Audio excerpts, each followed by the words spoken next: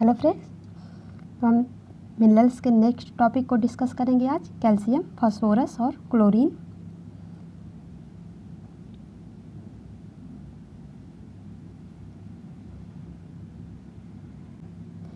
Calcium ये कहाँ present होता है? हमारे दांतों और अस्थियों में मौजूद होता है। कहाँ स्टोर होता है ये? दांतों और अस्थियों में 99% ये स्टोर होता है। सोर्स ऑफ कैल्शियम, कैल्शियम का सोर्स क्या होता है? मिल्क, वेजिटेबल, पल्स मतलब दूध, सब्जियां और दालें क्या होती हैं? कैल्शियम की अच्छे स्रोत होते हैं।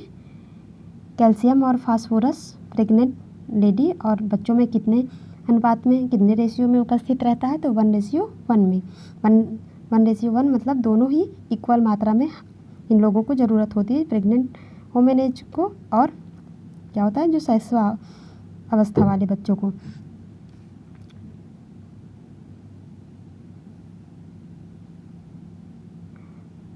और युवाओं को कितना कैल्शियम और फास्फोरस की आवश्यकता होती है? 1:2। कैल्शियम की 1 और फास्फोरस की मात्रा 2। 1:2 में के अमाउंट में जो है यंग पीपल को जो है कैल्शियम और फास्फोरस की आवश्यकता होती है। Storage of teeth and bone, ये आपके दांतों और हड्डियों में स्टोरेज रहता है। इसका अवशोषण स्मॉल इंटेस्टाइन में होता है। स्टोरेज टीथ और बोन, कैल्शियम की अधिकता से क्या होता है? हाइपोपैराथायराइड में हो जाता है, जिसमें क्या होता है खून और मांसपेशियों में कैल्शियम जम जाता है। कैल्शियम जम जाता है कहाँ पे? खून और मांसपेशियों में। अब बात करते हैं फास्फोरस की। फास्फोरस का कार्य क्या होता है? फास्फोरस का कार्य है formation of bone and teeth. ये आपके बोन और दांत का क्या करता है? निर्माण करता है। फॉर्मेशन ऑफ न्यूक्लियर प्रोटीन, ये न्यूक्लियर प्रोटीन का निर्माण करता है। एसिड बेस बैलेंस करता है हमारी बॉडी में मेटाबॉलिज्म एक्टिविटी के द्वारा। और इसकी कमी से होने वाला रोग क्या लक्षण क्या होता है? तो भूख ना लगना, थकान, ग्रोथ रिटार्डेशन। ग्रोथ रिटार्डेशन है आपका बौना पर जिसे कहते हैं आप लोग, उसे ग्रोथ रिटार्डेशन, जिससे आपकी हाइट में वृद्धि रुक जाती है, उसे हम ग्रोथ रिटार्डेशन कहते हैं। इसका स्टोरेज बोन और टीथ में होता है। ये आपका सोर्स कहाँ पे पाया जाता है? ये आपके सभी फूड्स में पाए जाते हैं, क्योंकि जहाँ पे ये आपका प्रोटीन उपस्थित होता है और कैल्शियम उपस्थित होता है, वहाँ पे फास्फोरस का भी अनुपात होता है। अब युवाओं में कैल्शियम और फास्फोरस का कितना रेशियो हमें ज़रूरत होती है? 1:2। और बच्चों में कैल्शियम और फास्फोरस का कितना अनुपात होता है? 1:1। दोनों इक्वल अमाउंट में ज़रूरी होता है। अब बात करते हैं हम क्लोरीन की। तो क्लोरीन सोडियम के साथ सरल नमक के रूप में रक्त प्लाज्मा इंट्रासेलुलर तरल पदार्थ के रूप में मौजूद रहता है।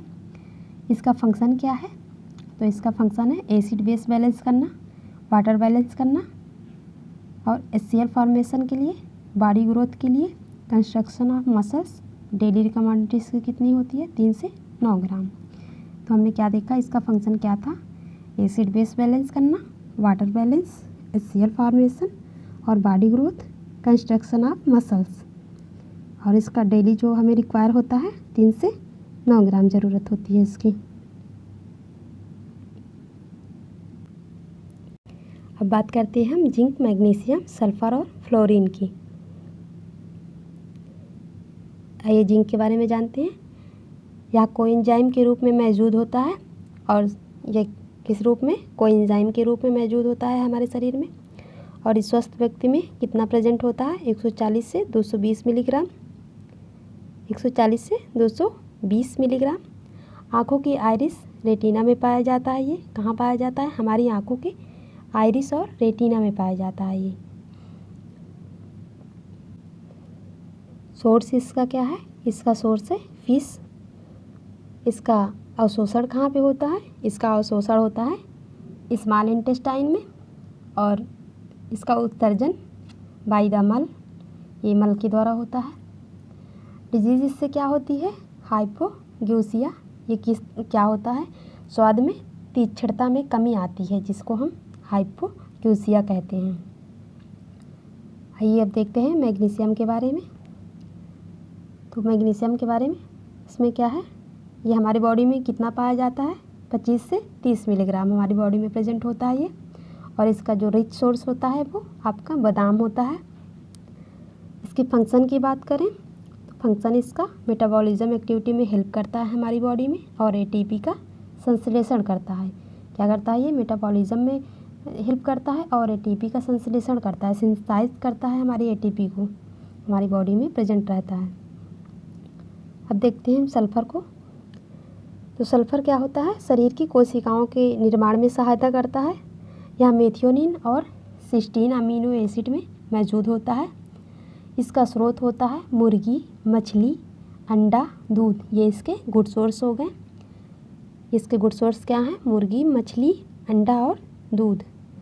इसकी कमी से विकास मंदता, बालों का झड़ना, ये क्या हो गए, इसकी कमी से होने वाले रोग हैं, जैसे कि विकास मंदता, मानसिक जो है रिटार्डेशन होता है, मेंटल रिटार्डेशन, और हेयर लॉस की दिक्कत होती है।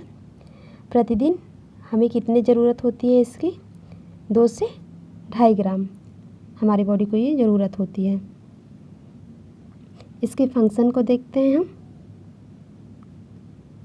इसका फंक्शन क्या है, नाखून बढ़ाना, ग्लूटाथियोन का निर्माण करना, त्वचा रंजक के लिए जो हमारे त्वचा में मेलानिन नाम का वर्णक पाया जाता है उसके रज्जकता के लिए क्या होता है, ये इम्पॉर्टेंट होता है। और प्रोटीन डाइजेस्टिव के लिए ये हमारे बॉडी में प्रोटीन के डाइजेशन में हेल्प करता है। अब फ्लोरीन के बारे में देखते हैं।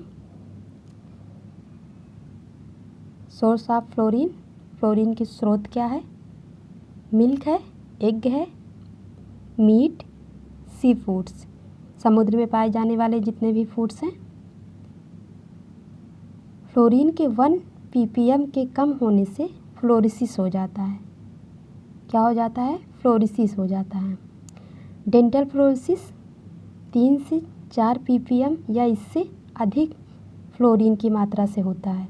डेंटल फ्लोरिसिस किस वजह से होता है, 3 से 4 ppm या इससे अधिक क्लोरीन की मात्रा होती है तो हमारे दांतों में क्या हो जाता है, डेंटल फ्लोरिसिस हो जाता है। कंकाल फ्लोरिसिस, क्या ये इसकी कितने मात्रा होती है, इसमें 10 ppm से अधिक मात्रा, अगर हम इसकी मात्रा अगर बढ़ जाती है तो क्या होता है, कंकाल फ्लोरिसिस हो जाता है। इसकी RDA कितनी है, 1 से 2 ppm। कितना ज़रूरत होता है ये, 1 से 2 ppm।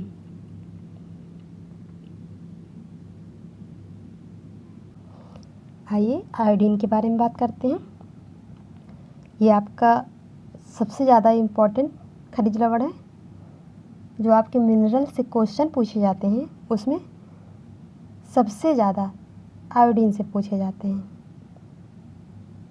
इससे लगभग 85% क्वेश्चन आयोडीन से ही पूछे जाते हैं आपके मिनरल्स टॉपिक से। तो आइए हम आयोडीन के बारे में डिस्कस करें। सोर्स ऑफ आयोडीन, इसका स्रोत क्या होता है, सी फूड, समुद्री जो फूड्स होते हैं उसमें पाया जाता है, क्योंकि उसमें सोडियम की मात्रा अधिक होती है, उसमें नमक होता है, समुद्र में नमक की मात्रा अधिक होता है, उसका पानी क्या होता है, नमकीन होता है, उसका पानी खारा होता है। सी फूड्स में क्या पाया जाता है, आयोडीन पाया जाता है। और मिल्क में आयोडीन की मात्रा पाई जाती है, एग, वेजिटेबल, बट सबसे ज़्यादा जो पाया जाता है आयोडीन वो आपका सी फूड्स में पाया जाता है। इसका अवशोषण, एब्जॉर्प्शन कहाँ पे होता है, स्मॉल इंटेस्टाइन में होता है। इसका एब्जॉर्प्शन इसका स्मॉल इंटेस्टाइन में होता है। स्टोरेज इसका थायराइड ग्लैंड में होता है। स्टोरेज कहाँ पे होता है, थायराइड ग्लैंड में होता है। आप देखे होंगे कि आपने सुना होगा आयोडीन की कमी से क्या होता है, घींगा रोग हो जाता है, और घींगा रोग क्या प्रभावित करता है, हमारे थायराइड ग्लैंड को प्रभावित करता है। तो इसका स्टोरेज कहाँ पे होता है, थायराइड ग्लैंड में होता है। इसका एक्सक्रेशन, ये हमारी बॉडी में किसके माध्यम से उत्सर्जित होता है, ये बॉडी में हमारे किस माध्यम से बॉडी से बाहर निकलता है, ये स्टूल और क्या बोलते हैं, श्वेत के, मतलब मल और पसीने के जरिए ये हमारी बॉडी से बाहर एग्जिस्ट हो जाता है। और पहाड़ी क्षेत्र के लोगों में ज़्यादा प्रभावित होता है। पहाड़ी क्षेत्र के लोग जो होते हैं वो इससे ज़्यादा प्रभावित होते हैं। किससे प्रभावित होते हैं, आयोडीन की कमी से ज़्यादा प्रभावित होते हैं। क्योंकि आयोडीन से होने वाला रोग से प्रभावित क्षेत्र को हम ग्वाइटर बेल्ट के नाम से जानते हैं। जो क्षेत्र प्रभावित होता है आयोडीन की कमी के कारण, उससे रोग से प्रभावित होता है, उस एरिया को हम क्या कहते हैं, ग्वाइटर बेल्ट कहते हैं। ये आपके एग्ज़ाम पर्पज़ से बहुत ही इम्पॉर्टेंट क्वेश्चन है कि आयोडीन से होने वाले रोग से प्रभावित क्षेत्र को हम क्या कहते हैं, तो ग्वाइटर बेल्ट के नाम से जानते हैं। अब आगे बात करते हैं आयोडीन की कमी से होने वाला रोग। तो आयोडीन की डिफिशियंसी के कारण हमारी बॉडी में कौन कौन से रोग होते हैं, आइए जानते हैं। ग्वाइटर रोग। ग्वाइटर रोग आपके गले में सूजन हो जाती है, जो आपकी थायराइड ग्लैंड को प्रभावित करता है। इससे क्या होता है, हमारे गले के नीचे स्वेलिंग हो जाती है। ये आयोडीन की कमी के कारण होता है। अगर इसका सही टाइम पे इलाज नहीं कराया जाता है तो ये गंभीर बीमारी का रूप ले लेता है, जैसे कि ये आपका पूरा गले पे पूरा क्या होता था, सूज जाता है, आपको स्वेलिंग हो जाती है। और सेकंड है क्रिटिनिज्म रोग होता है एक, जो मानसिकता मंदता जिसे कहते हैं, इससे मेंटल रिटार्डेशन होता है। इससे क्या होती है, मंद बुद्धि, जिसे हम मंद बुद्धि कहते हैं। ये क्या होता है, अगर गर्भवती महिलाओं के शरीर में आयोडीन की कमी होती है तो उसका बच्चा भी प्रभावित होता है, और जो पैदा होने वाला बच्चा होता है वो क्या होता है, वो मंद बुद्धि होता है। मिक्सिडेमिया, ये मिक्सिडेमिया भी क्या होता है, आयोडीन की कमी से होता है। आइए बात करते हैं इसके फंक्शन के बारे में हम। तो फंक्शन इसका क्या है, आयोडीन का फंक्शन हमारी बॉडी में बेसल मेटाबॉलिज्म क्या करता है, चयापचय में, मतलब ये हमारी बॉडी में मेटाबॉलिज्म एक्टिविटी को प्रभावित करता है।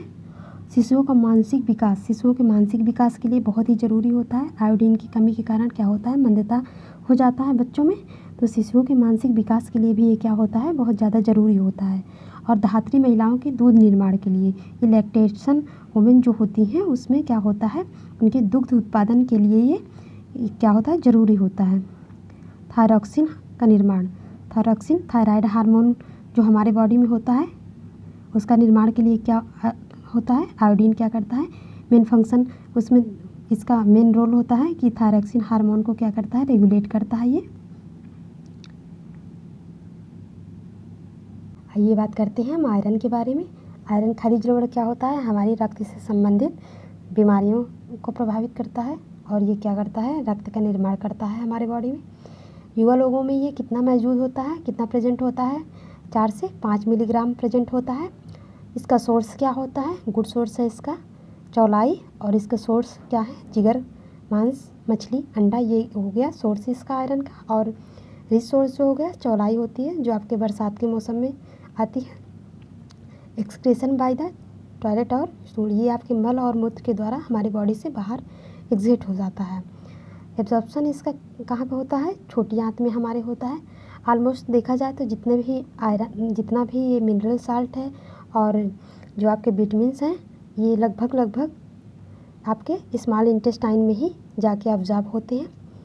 और डिजीज़ से क्या होती है, एनीमिया, आयरन की कमी के कारण हमारी बॉडी में क्या होता है, ब्लड की कमी हो जाती है। तो ये हमारे बॉडी में ब्लड के लिए रिस्पॉन्सिबल होता है।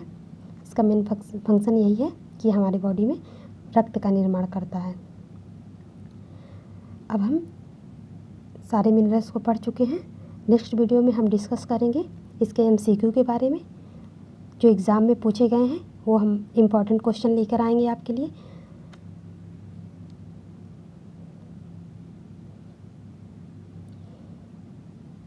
आप लोग इसको अच्छे से पढ़ लीजिएगा। नेक्स्ट वीडियो में हम इसी से रिलेटेड आपके लिए MCQ लेकर आएंगे, बहुत ही इम्पॉर्टेंट होंगे, जो आपके प्रीवियस ईयर्स क्वेश्चन से लिए गए हैं और आपके एग्ज़ाम में पूछे गए हैं। सो आप उसे अच्छे से पढ़िएगा।